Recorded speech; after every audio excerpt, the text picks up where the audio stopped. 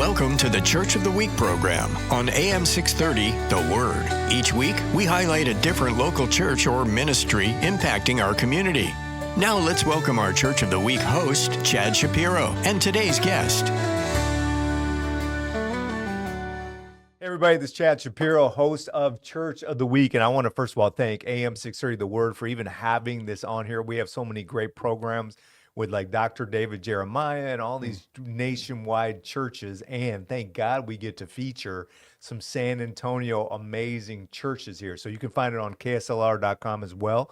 I get a chance to work with Texas Baptist, which is a state convention. I'm the area kind of guy down here, but also help with something called Pastor Strong. And that's where I get to partner with my brother that's here today in a lot of different ways. We have Terrin Phillips from Refuge Church. Refuge Church. There's of San Antonio. Yeah, we are over the whole city. The whole city, and they are doing some amazing things. Goodness. And so I can't wait for you to get a chance to hear from him and his story, his background, and how they're helping our city out. But if you are watching on Facebook, share this, like it, comment, get the word out there. Somebody from their church, if you could put the links, everything, because I want this church to be featured for everybody to see. Terrin and I go back farther than a lot of these pastors you might have seen me up here on. And so I thank you, brother. I thank you for your friendship. I thank you for your love. I thank you for your ministry. And before we get into it, man, I just want to know what your story, because I know your story. I love hearing it. Tell them about where your church is first. Don't log off, okay? But if some of you guys, because I know the way it works, you come on here for like a minute, 2 minutes, and you're gone. So tell them where the church is. So first of all, we're in transition. Okay. We have been meeting at Crestview Baptist Church in Windcrest, and man, a lot of things have happening. We are now moving back to Cibolo. We have 2 warehouse buildings that we're trying to get into, and we're going to build out. We have so many visions and dreams of what we want to do there, and so we're headed back to Cibolo. We feel like we've wandered in the desert for 10 years. And we've moved to all different locations. That's it. And God is just, it's been an incredible journey. And so we are so excited we're watching what he's doing, because we don't have the finances nor the capability, and we're seeing him do it right in front of us. So it's pretty amazing. It's a great time for you to get involved if you are ready to not just be kind of hearers of the word, but to be a doer. And when a church is getting ready to take over a new territory, move into a new building, everybody, all hands on deck. And so it's a chance for you to come in there to keep up to where it is and the updates and everything.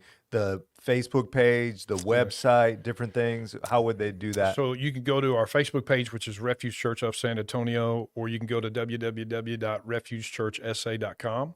Okay. And all of our information is on there. Yeah. And we're rocking and rolling, man. Yeah, so I definitely want you to, even just to support a church plant, get in there, right? Maybe make a commitment for 6 months or something just to be part of the launch team. What a great experience for you and your family possibly. So, pray about that, okay? But, my bro, talk about how you first came to faith, if you could go back. I don't know if you grew up in the church. I know some of the stories about sitting out in the car, having the football coach come, but were you growing up in the church before that? So I grew up in an independent Baptist church in Abilene, Texas, and it was a great and bad experience. It was very legalistic, but at the same time there were some great times. I was considered a trouble kid because I was always in the middle of something, but sports was where I found my acceptance.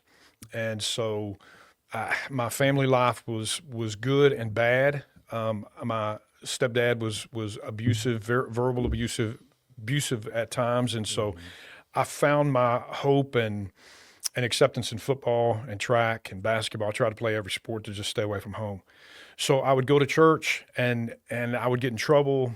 I just was so passionate, and everything was so legalistic that I just rebelled against that. So I didn't accept Christ until March 9th, 1991. So I graduated from high school in 87. I was hoping to play football at Texas Tech. That didn't work out. Yeah. So the pastor of our church was the president of Baptist Bible College in Springfield, Missouri. Okay. It's not named that anymore, but it was a college for independent Baptist churches. And so I went reluctantly. My brother had graduated from there. I lasted 2 years. I wound up getting kicked out of school. And so I had no place to go. I stayed in Springfield for a few months, and then I moved back to Abilene. I had no place to go. Yeah. And I stayed in my car for 13 months, Wow. slept in my car, ate pizza out of the back of a dumpster from Pizza Hut. I hate pizza now. Yeah. I don't like any youth rallies that have pizza, but it's all good. I eat it ever so often. But from that time, Hardin Simmons was looking to start a football program. Yeah. And I didn't know that. And I had a coach approach me up at Abilene High School and said, "Hey, man, you need to come. We'll help you out." I'm like, look at me. I was in a whole different mental state. Wow, you know? sure. And so bottom line is I got into Hardin Simmons. They actually let me into school before school even started. And Coach Keeling and some of those coaches that were there at the time literally poured into me. Wow. And then, of course, God is in the middle of all this. I didn't have a relationship with Christ. I didn't care about him. I was so irritated and frustrated at my early years that I just didn't want to have anything to do with it, much less church. But those men mentored me, spoke truth to me, and I wound up breaking my ankle 2 weeks before the season started. So I was slated to be the starting tailback. It was going to be the Richie Cunningham come back to Abilene. My nickname was Dirty Red in high school, and I had red hair. I don't have it anymore. And I thought, this is going to be my time. And that's not what God had planned. Wow. So I break my ankle, go through all kinds of stuff, and I had signed up for youth-led revivals because in the summer I wasn't going to have any place to go. Yeah. And Chuck Flowers and James Lankford, who is now Oklahoma senator, took me under their wing. They took me through that summer. I had a blast. Yeah. Now, I had, to back up the story, when I accepted Christ, was the second semester at Hardin Simmons. And I was just angry. Yeah. At a lot of things. And so me and some of my buddies had gone out partying. I'd gotten drunk, and I was laying on the side of the road in a ditch, and I was miserable. And the whole time I'm thinking about all my background, all this stuff. So I got back to my room, and my roommate, who was a guy named Tom Enlow, was the quarterback of our football team. I said, "Tom, I need a real relationship with Christ." And he said, "Well, Terrin," he starts doing the Romans road. And of course, at that time, I didn't want to listen to it. I was like, "Hey, I know all that stuff. I got it. I need to pray and ask Christ in my life." Well, I did. It wasn't pretty. Used a couple of choice words with the Lord. But when I got up off my knees, I knew something was different. And so I didn't have a good relationship with my family or anything. And then I went and did the youth-led revival thing. After that summer, I was approached about being in a band and up in Dallas-Fort Worth. And I thought, man, I'd like to do that. So make a long story short, when I came to know Christ was at Hardin Simmons. And Hardin Simmons was huge for me because not only the coaches, but many of the students, Pat Smith, a great brother of mine who just, man, they put their foot where the sun didn't shine. Wow. Because that's what I needed. Yeah, I was a football player. I was passionate. I was rebellious. I didn't want to listen to anybody. And it took guys that weren't athletes that were willing to speak truth to me. And so from that, those kind of experiences are exactly how I do ministry. Yeah. So right. I know we'll probably get into some of that, but that was my experience. And so when I came to know Christ, these guys began to mentor me, and I had a different experience than what I did in that independent Baptist church. Yes, sure. I didn't feel like Jesus was shoved down my throat. I felt like it was a relationship. Amen. And so it was amazing for me that they did that. Man. So, yeah. It's funny because I know you've talked about Hardin Simmons for a while. Well, I just happened to be there for the first time last week. And so that big, beautiful stained glass window in that chapel. I guess there's a new chapel now, bigger, but I was in maybe the old one. Yeah, that's the old one. I've worshiped there many times. But that thing is beautiful. I've never seen a window like that. It's just gigantic. We did a pastoral cohort in there across the hall in that.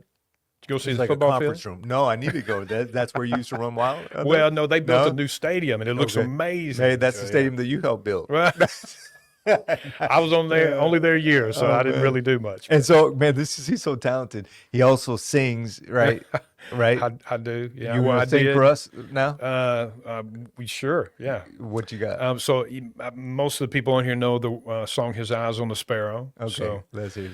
why should I feel discouraged And why should the shadows come? I'm getting old. I don't sing Amen. much No, anymore. that's good, So, bro. yeah. I've tried to bust a whole bunch of people with trying to make them sing, but none of them can sing.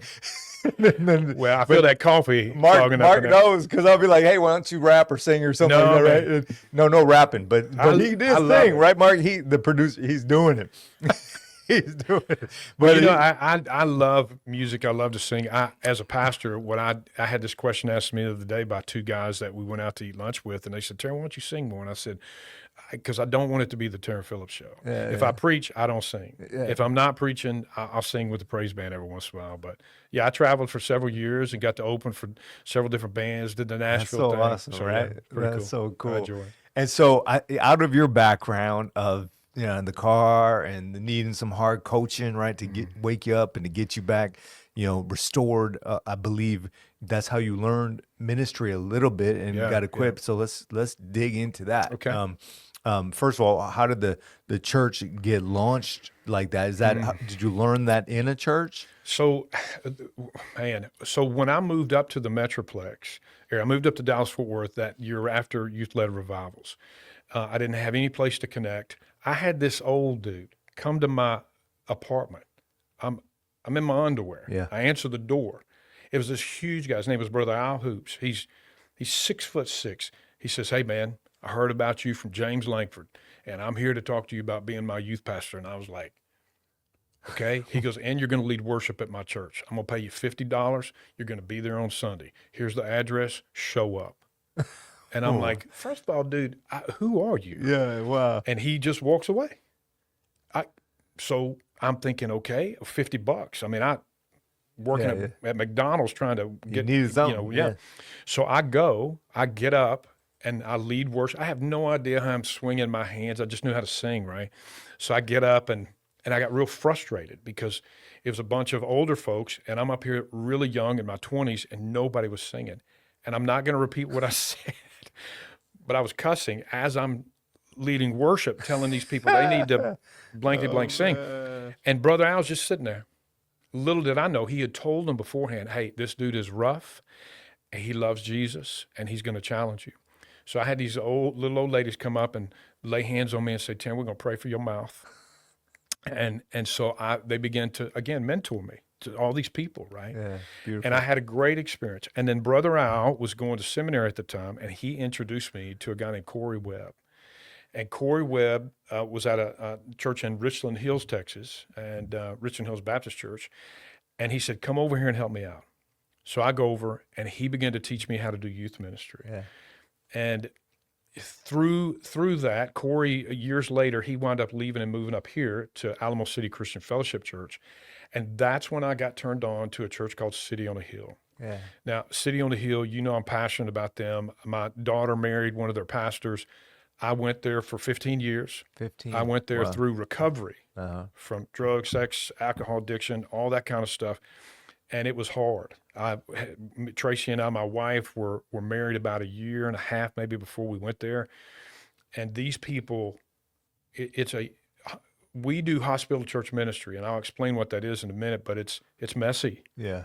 It's not just, "Let me pray for you, brother." It's that, but it's, "Are you lying to me?" Yeah, "Well, I think you're lying to me." Yeah. There's more to the story here. And we dig to get to the root to help people overcome their hurts and pains, you know? And so they were very instrumental in that. And again, one more set of people that got in my business and were willing to risk it because I would get angry at these people. I'd cuss them out, and they just kept coming back. Just kept coming back. They saw something in me. And the pastor that was there, James Reeves, man, one day he made me so mad, I literally took my arm and slung everything off his desk, and I won't repeat what I said to him either. And but he came back. And my wife asked me, she said, "Terrin, how'd it go with James?" And I said, "It went pretty good." And she said, "You're lying to me. Watch this." And she said, "I'm going to leave you tomorrow if you don't meet with him." Wow. And I was like, "What?" Now, I'm singing Christian music at this time. Whoa. Okay. Man. I'm traveling and singing, and I'm living this double life. A lot of artists do, just telling you. Yeah. A lot of pastors do too. And this is why I do the ministry I do now, because I know what it was like to do that. Yeah. And so he met with me the next morning, and he said, "Dude, you're like a 15-year-old little kid naked in a dark room. You're that insecure. And he hit the head on the nail because he understood he was that way. Yeah. So those people mentored me and walked me through how to do ministry that was messy. We did that for many years. I went off and did my first youth ministry job and did that for a while. And then City on the Hill brought me back on staff there. Amen. And Hey, so- real quick. You're listening to Church of the Week here on AM 630, The Word, KSLR.com.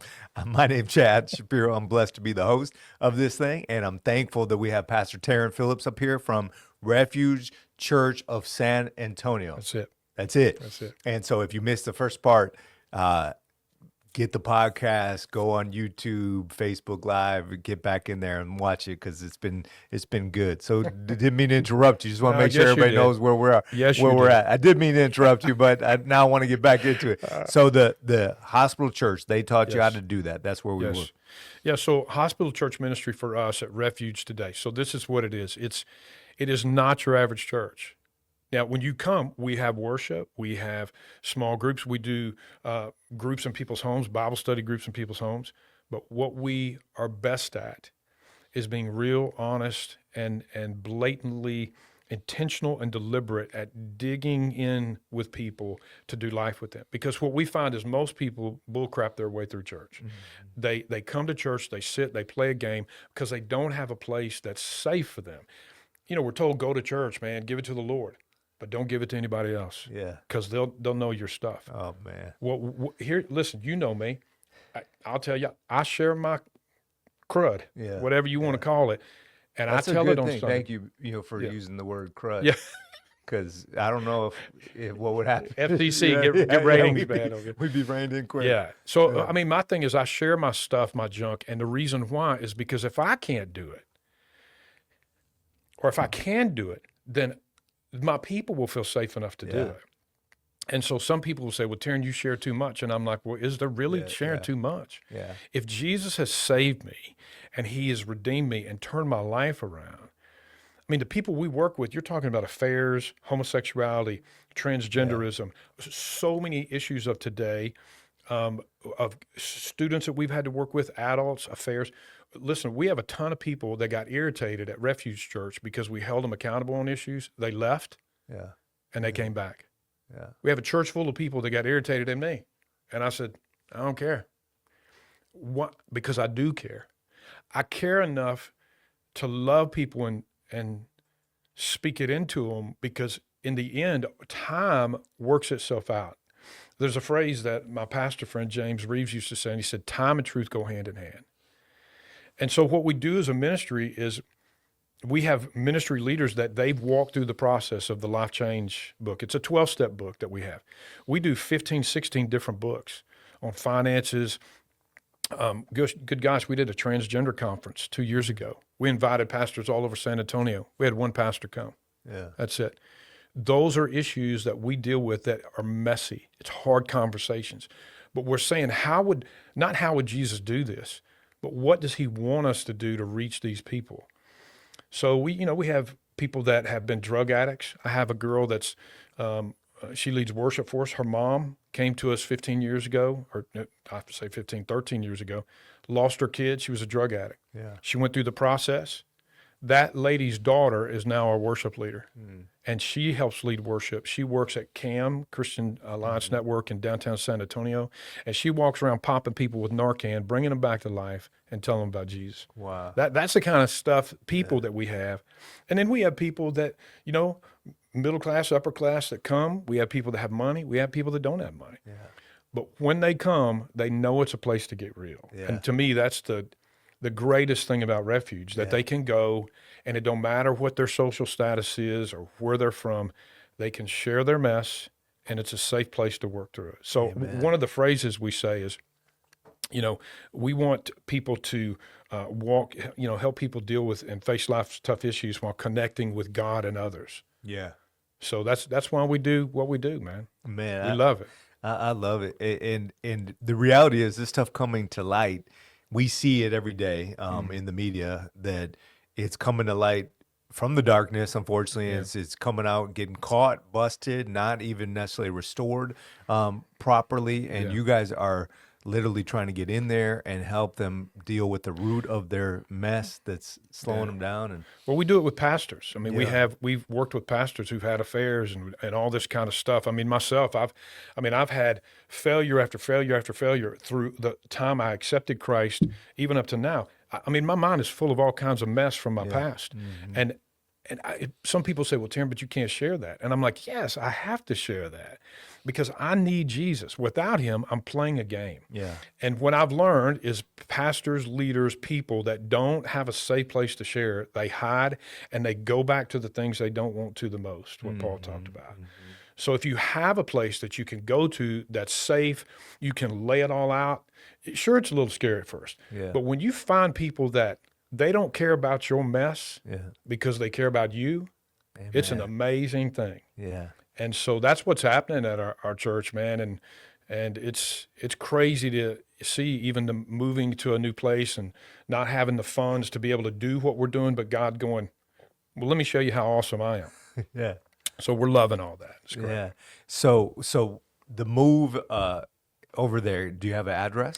We do. So it's on 696 Gulf Street. We're going to be in building 130. Okay. Now, we don't have a COO yet. So right now, as of this coming Sunday, we'll be in Windcrest. But if we get that COO, we'll be at that address. So we're waiting on the city. And then what kind of so when they're thinking about coming,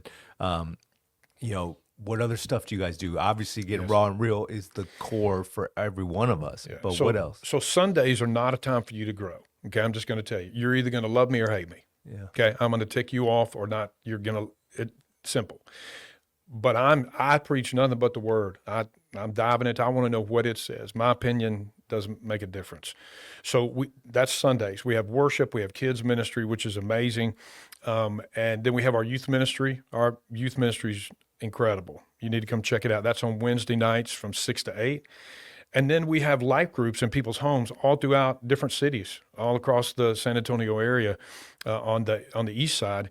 And they do Bible study. They have dinner together. And our Bible study leaders, man, they dive in deep. I mean, awesome. It took us 3 years to go through the book of Genesis. Yeah. Okay. In our life group. And then we do on Wednesday nights, while the youth are doing their thing, we do revive groups. And those revive groups are those support groups. So if you come to our church and you have an issue, drugs, sex, alcohol addiction, having affairs, pornography, whatever issue it may be, anger, we try to connect you in a group. And if we don't have a group that you need, we'll find a group that you need. We'll create one and walk through life with you. Because that is where people you're walking through life, you're sidetracked with that. We take you through, walk you through it, help you get better. Yeah. And then we encourage you to stay in the process. Because what I know is without accountability and without Jesus and having these kind of relationships, I'm going to go back to the slop. Yeah, sure. So it's a lifelong process, and people to get set free from it, they love to stay in it. Because if you go to another church after experiencing Refuge, you're going to go, ooh, okay, it's not the same. Yeah. So it's amazing when you get set free. You don't want to go back. So there's people listening right now that know that they're dealing, they got some hidden things, right? Can you, before we only got a little bit left, can you talk to them and what it might be like to come clean and come forward? They're nervous. Yeah. They think they're hiding it from God or something, but obviously. Here's the deal, man. It always comes out. Time and truth go hand in hand, and the truth always comes out. And here's the deal. Even if it didn't come out, it's in here. It will eat you alive. Refuge is a place that you can deal with that. We've walked people through some heavy mess, through going to court with people, all kinds of stuff, man. It is messy.